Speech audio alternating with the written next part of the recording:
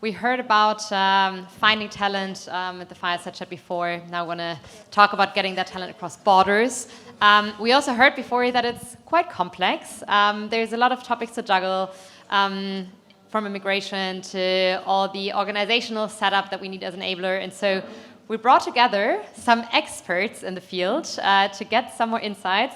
We have Lorna from Delivery Hero, we have Michali from HelloFresh, and we have Don from Wayfair. Very excited to have you. Welcome and thanks so much for spending the time with me now. Thank you. Maybe we can start with a quick intro. Lorna.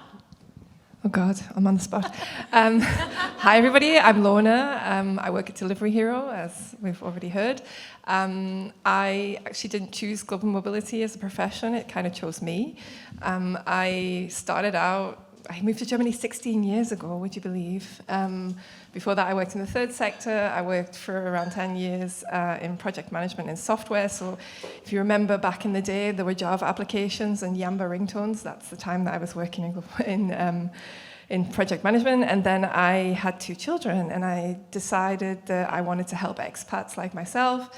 I moved into a random profession that you've probably never heard of called maternity concierge. And somehow in developing the kind of connections with people, I slipped into relocation and became an independent consultant. And following that, got a job at Wayfair and developed their global mobility program and their immigration program into Germany. And somehow during the pandemic, got kidnapped to work for Delivery Hero by a former colleague. And here I am at the top of their immigration and relocation program. So that's me. Hi, nice to meet everybody. I'm Michali. I live in Germany since almost 11 years. Originally, I come from Israel. And I found myself stepping into global mobility a bit after I arrived in Germany. Basically, back then I was working remotely for an Israeli company, what was not trendy back then, just saying. And nobody, of course, also understood the problems with this. And I wanted to leave the house a little bit, so I started accompanying people to the immigration office. You do it once, you do it twice, you do it 3 times, you get the hang of it, you understand the law. And from here to there, I had a small relocation consultancy that had some people in it, some systems in it, working with highly skilled migrants throughout their employee life cycle. During the pandemic, I also got kidnapped into SumUp, where was my first in-house role in global mobility. I was their first mobility hire. Since April of this year, I'm working at HelloFresh. I lead global mobility there, and I'm super happy to be here. Thank you. Hi, everybody. I'm Don. First, I'll thank Lorna, because there are some aspects of her work from Wayfair that still exist, believe it or not, in the company. We keep finding her name every once in a while. It pops up, which may tell you something about our processes more than anything else. But anyway, my journey in global mobility starts almost 35 years ago. I am one of those senior executives that moved around the world in the old days on a regular basis. I have 15 international moves behind me across that 35 years in 10 different countries on 4 continents. So if you want to get an idea of what it was like back then, I can certainly give you a lot of the history. I backed into running a GM&I organization more because of that experience, where the companies wanted to leverage that and say, well, if you've been on the user side for that long, you've obviously had a lot of knowledge and experience in terms of probably what not to do more than what to do. And so that's how I ended up where I am today. Great.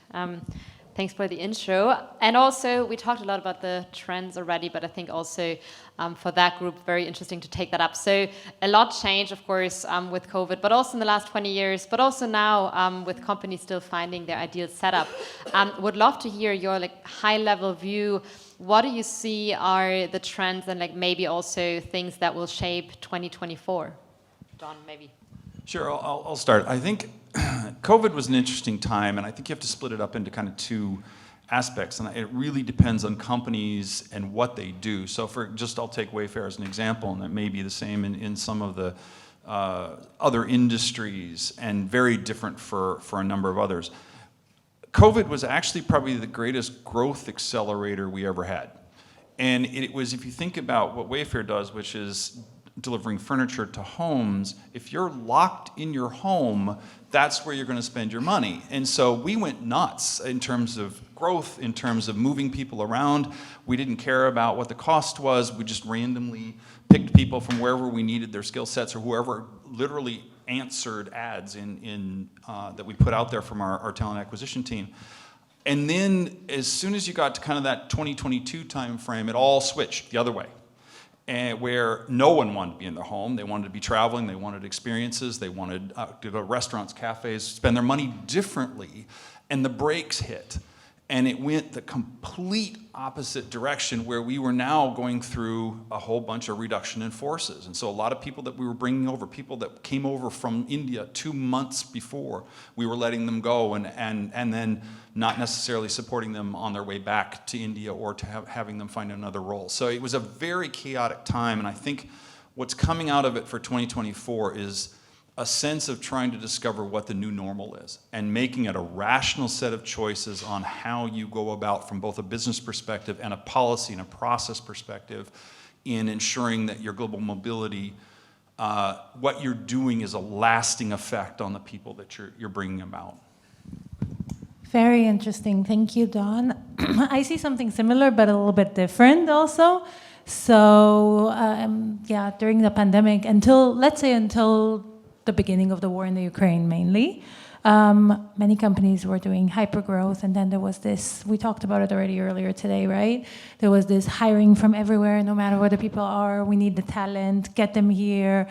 That was one thing. And the other one was the huge increase in remote work. Employees want to be not in Germany, but in Spain. Let's make it possible. Let's use employer of record services. Let's leverage our entities in other countries so that we can enable those remote hires, because it doesn't matter where the people are. We just want to retain them. Right now, what we see is back to office. Even in the hybrid companies, we see that most companies want a certain amount of days per week in the office, which I think kind of ends this era of remote work.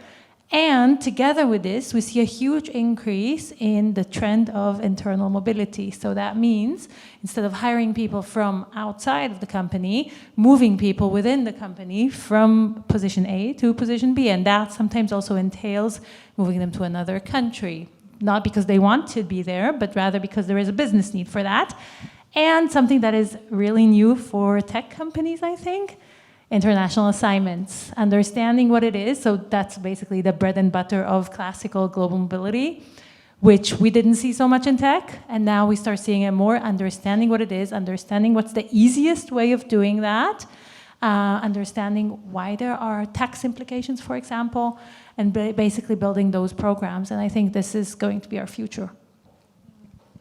Yeah, I can only underline what everybody else said, really. I think that we have very similar experiences, but I think going into 2024, we're really looking at consolidation. So obviously there has been big changes, and now we're consolidating those changes, but also moving towards a more compliant approach. Because during COVID, everything was a mess. We didn't. It wasn't so much not caring about compliance. It was like there is no room here to care too much about compliance, and obviously it's to do with the risk appetite of the company as well. But as time's gone on, now it's kind of bringing people back, looking and reviewing at policy, and trying to figure out what do we want to do and how compliant do we want to be. For sure, Delivery Hero, the move is towards heavy compliance. I don't know about the others. So that's kind of what 2024 has in store for us, for sure. Thanks all for those insights. And also really interesting to hear, I think right now we're still impacted by the change, and we have to find that long-term vision. I think it went up, then it went down, and we'll probably settle somewhere in the middle. My feeling is that global mobility now has a different seat at the table, because there's some flexibility that companies need to offer. And I would love to hear how you see that really happening in the organizations. Is it now that it is just higher up on the agenda of management? Is it now also a different position maybe within HR? What has changed of global mobility within an organization? So I think really, as Don said, COVID was the time for global mobility to grow, and this is when it became a topic that, if before COVID, global mobility was more like a niche that nobody really knew what it was. Now it's something that I think many companies, okay, maybe not every tiny startup, but many companies know what it is and why it's important. I think our role as SMEs in global mobility has become super important and super crucial for the companies that we work for. And as Lorna said, 2024 is, I think, going to bring more compliance with it, because during COVID, everybody did what they wanted, and now it's time to start paying the bills for that. No? And then I think that our expertise in global mobility is going to be a gatekeeper, a better gatekeeper for organizations, in terms of how do we make reasonable decisions and how do we make sure that when we send this person for assignment, we don't get into tax evasion on the way because we didn't take something into consideration. I also think global mobility, like you said, has a seat at the table now. Never did before. We were kind of in the background. It was a much more executional role, less strategic. I think now we're really kind of working with our partners within the business to create a better strategy for moving people around the world. We also just launched an internal mobility program, or relaunched, because it was a bit messy before. So I think, we really have got a much higher status, which is good, but it also brings with it a lot of pressure, right? So it's up to us now to act like the professionals that we are, and to really work as a strategic partner. Yeah, I completely agree with that. I think this is a great time to actually be in global mobility, because it is a player in the overall business strategy now, and it's that concept of professionalization that is what our roles are. To add to that role is to create a professional business partnership, and that's the way that we'll probably see a lot of this pan out over the next couple of years. And now, of course, we know that like global mobility has a bigger seat at the table now. We know that we're still in an economic crisis, so there's monetary constraints. But what are other challenges that still make it harder for you to achieve your vision of global mobility within a company? Lorna smiles. My key phrase, the weight of expectation. I think, we've got our seat at the table, everything's great, but then we also kind of, people don't really know what we do, right? They're like, we have our C-level, they're like, oh yeah, brilliant, you relocated a C-level person, but actually our role is much more deep than that. And so kind of this education of our business partners, what is global mobility, what do we do, what do we stand for, kind of giving them a really clear vision of what we can do and what we're capable of, I think is a challenge, because they obviously have a lot on their minds, and do they want to listen? Not sure. Sometimes yes, sometimes no, depends. I think also cost, right? So we're all going in, we're in a recession. And I think sometimes, because global mobility is quite the spendy function, I think the budget of global mobility is the first one that's cut, right? So I think, those are the challenges that we're facing right now. I was going to say, the challenge that we face is the diversity of workforce and how to create fair and equitable policies that cover everyone. We can sit in this room if we work for tech companies and the entirety of the company is in a position where they can work remotely or hybrid or take workations. But if you think about some of our other parts of the organization, we're a logistics company in a lot of ways. We have warehouses. We have people that physically need to be in that warehouse picking and packing. We have retail operations now in the United States, so we need people in those physical buildings. You can't do that job from abroad. So how do you then create a policy that's only valid to some parts of the organization but not the others? And that challenge is something that we're facing at the moment, and is a tough one to figure out, how to provide a benefit that attracts top talent, but it's only specifically for certain parts of the organization. For us, I think it's more creating scalable processes, or refining our processes and policies to be scalable. So given the recession that we're at, given the cost awareness that is now way more important for, I think, everybody, not just us, We do, however, want to enable movements, and we do, however, still depend on people coming from abroad. How do we do that? How do we ensure best experience in a scalable way that is cost efficient? I think that's the biggest challenge for the future. Yeah, that's a very good point. Switching topic a bit now to a topic that we discussed at the first panel, immigration and the policies around. There is change. Things have changed in the last years, but still it is very complicated. It is policies, it is also the process. And it feels like, and that's also an argument that we've heard a lot, so at some point it will just all be like automated very easy and like everyone can get a visa and then, I don't know, we won't have a job anymore, but I think like that reality is very far out, and it seems like we're kind of like stuck, but I would love to hear your experience also throughout the years. Like, what have you seen work? What is really things that change to the positive? No one has a point. I have one that is kind of maybe. So I think many things change to the negative, right? If we look at housing, which is something we didn't talk a lot about, it's just becoming worse and worse, I think, everywhere around the world. Immigration, waiting for appointments at the immigration office and so on is also becoming worse, more and more, yes. But here is the positive. Despite that we're really, really far away from digitalization, there is some level of digitalization that's happening in global mobility that is making our lives easier. If we talk about tools, like for example, the Localyze tool, the platforms that basically guide people throughout the relocation process, throughout the immigration process, take away the anxiety and make those processes more scalable because they just happen by themselves. People just follow a workflow instead of us having to tell them, okay, now do this, okay, now do that, okay, now do this. And I think this is a very, very cool and positive development. I'm really looking forward to see what you'll do in the future.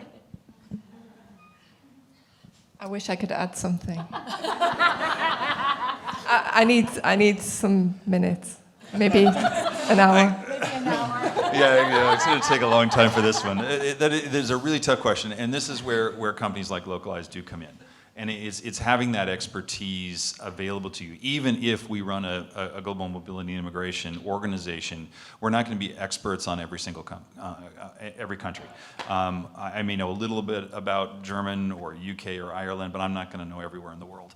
And so we're going to be heavily reliant on your expertise and on your innovation in terms of how do you help us make it easier. And that partnership is going to be critically important going forward because there's just too many countries that people want to work in, and how do we cope with that?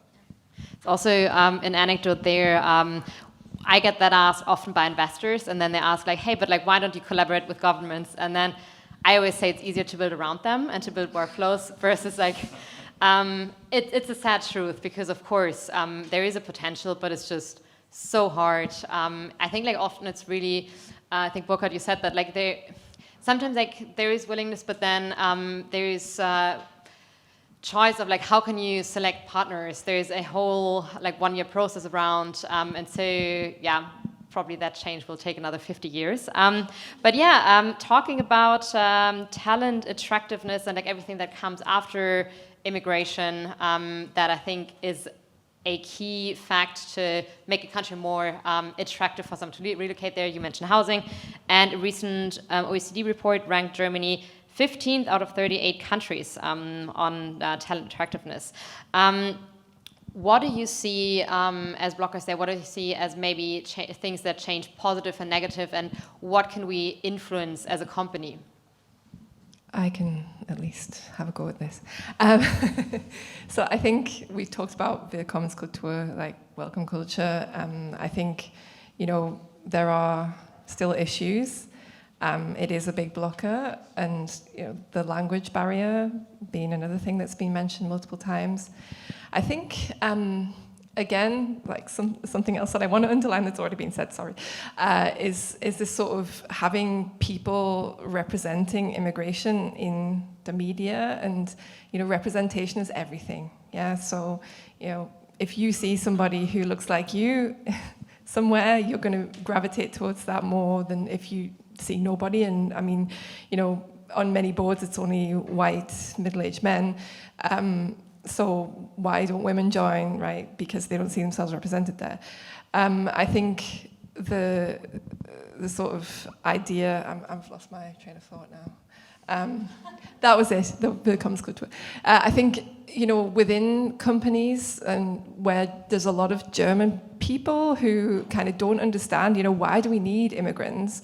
We need to really start to develop a better company culture, right? So like the Ausländerbehörde or the Amt or whatever, like, or even down to, I can give an anecdote of a friend who's from Syria, who speaks very good German and was doing an Ausbildung to be a nurse. And she experienced nothing but racism and nothing but like horrible words from the staff who were overstretched. And that is the whole point. The staff are overstretched and they don't have time to give instructions standing up and talking to their face. So instead they're walking and talking, and she doesn't understand anything, right? So she's like walking and trying to take in these instructions, and that person, when she doesn't do what they say, gets really mad because that person's under a lot of stress. But what that person hasn't realized is that that person is there to relieve them of this huge burden that they're carrying. And I think, you know, developing that kind of, I don't know, sensitization for like these immigrants are bringing us something. I think that is a really important point, and it's a huge blocker, the culture within these companies that are mainly German. Yeah, I'm going to jump on the bandwagon there in terms of company culture. I think where we can provide an influence and what we can help change as global mobility professionals is getting the business to understand the value. And this goes back to some of the, you know, you can throw up numbers or you can throw up culture, but it's really going to be that company culture that a lot of people are attracted to and want to join. And that's one of the reasons they come. They may come because Berlin is fun, et cetera, et cetera. But the, you know, part of it is they're coming to work, and they're coming to work for an organization that they hope is going to be something that fulfills them in some way, may start off their social networks, whatever it might be. And it's really driving that company culture that'll help, I think, welcome people into the society that's here. And then they can slowly work their way through the external bits that you have to deal with. But without that company culture, you're gonna be pretty lost pretty quickly. Well, I think the thing that will really make a difference to Germany's talent attractiveness or to Berlin's talent attractiveness is if we would have more houses, kita places, school places, immigration like Ausländerbehörde appointments and Bürgeramt appointments. Given that we cannot... It's a wish list. Good one. Thank you. Given that that will not happen, maybe we start with the more simple thing of being less racist towards immigrants.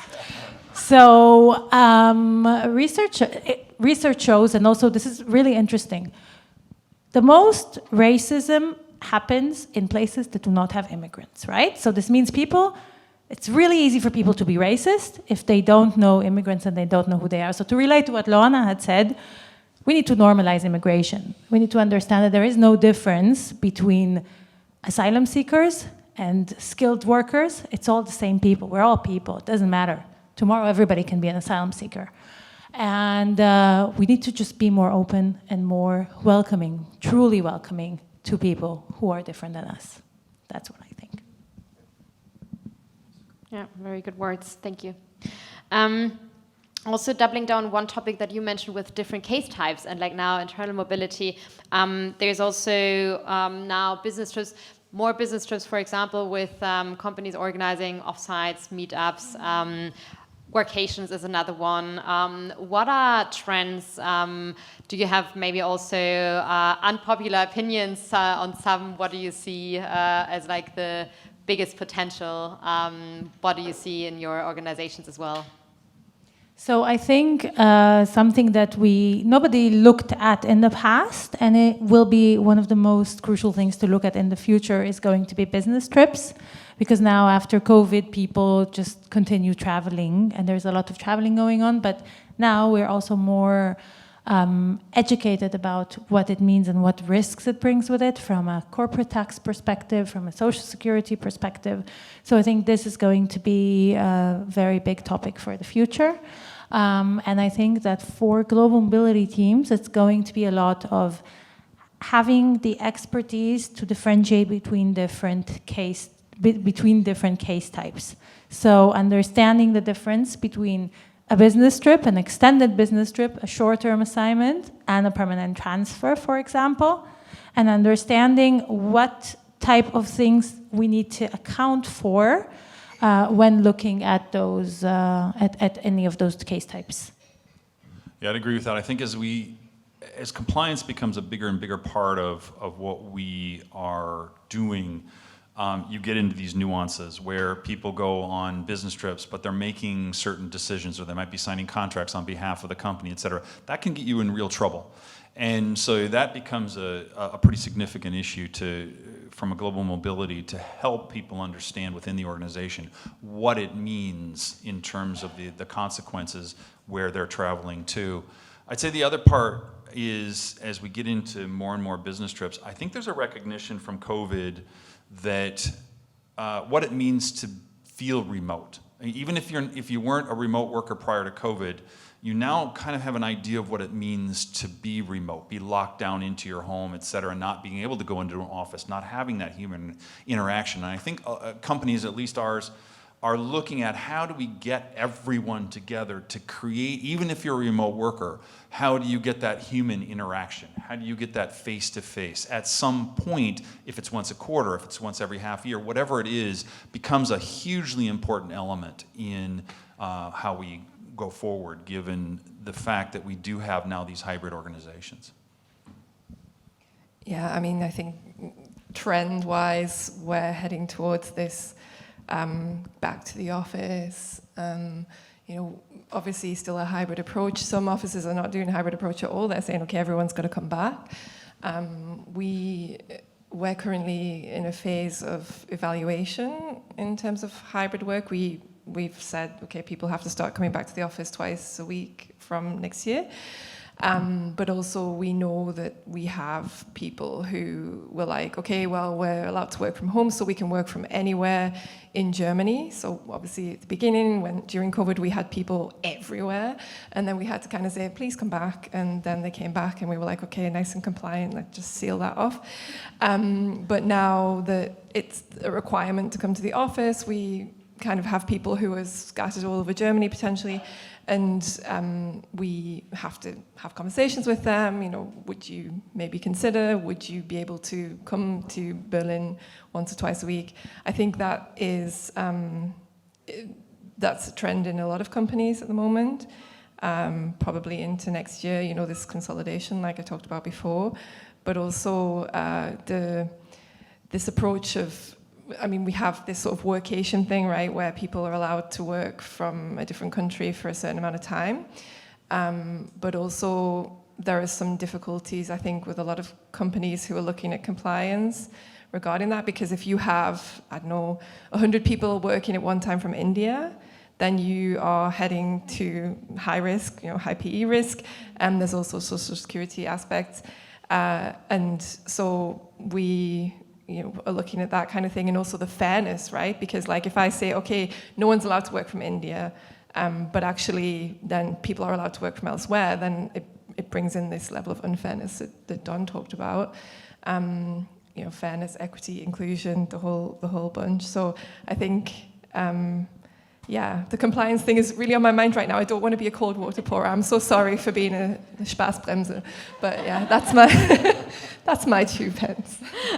But compliance is also good. I think compliance brings you high up on the CEO agenda, because then it's not a benefit and extra cost, but actually something to avoid very high legal costs. And so also talking about the budget aspect. So I feel like maybe then for some case types like business trips, it's a necessity, and then you need to be compliant. So then you have an extra cost there. But maybe for things that rather fall into the benefit category, like workations, etc., there's probably like different measurements. What is your view there? What are the keywords that really bring you to the agenda? Like, what is also something that you can maybe tell the audience of, like, how to package it so that the budget is not looked at as a nice to have, but really something that is a must have for every company?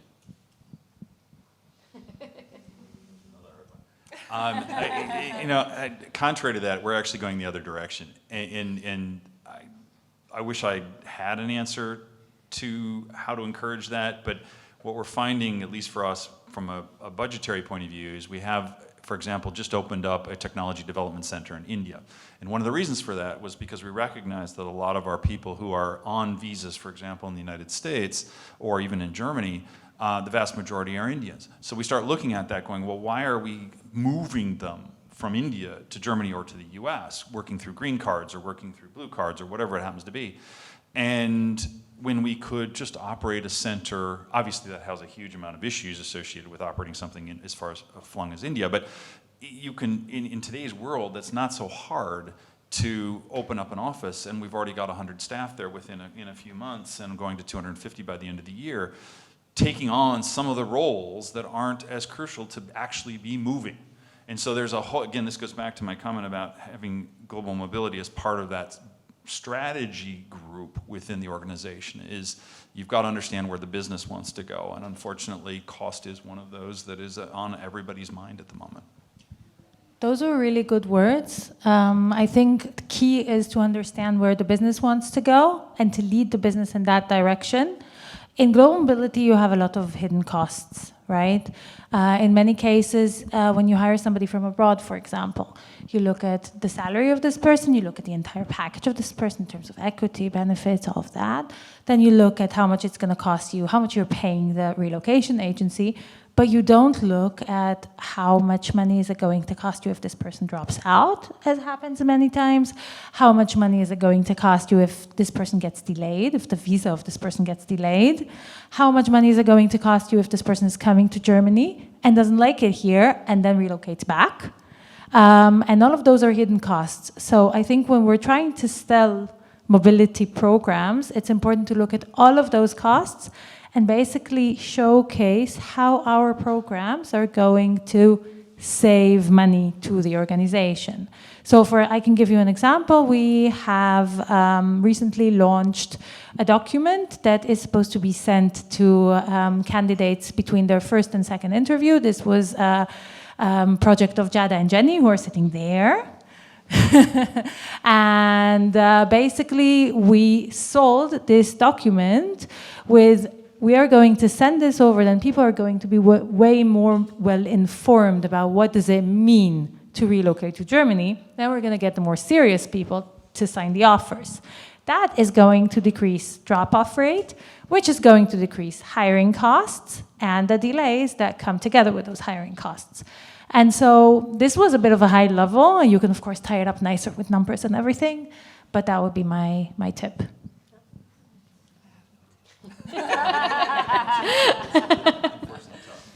Yeah, I'm also closing off with a tough question. Final question before we wrap up. So, because next year is a tough one, like it's still unclear what we can expect, and a lot will depend on companies' performance, like how well the economy is going. So, I would say at least like 50% of the year is still unclear. How do you plan in a scenario like that? Because I think that's also really important for the audience.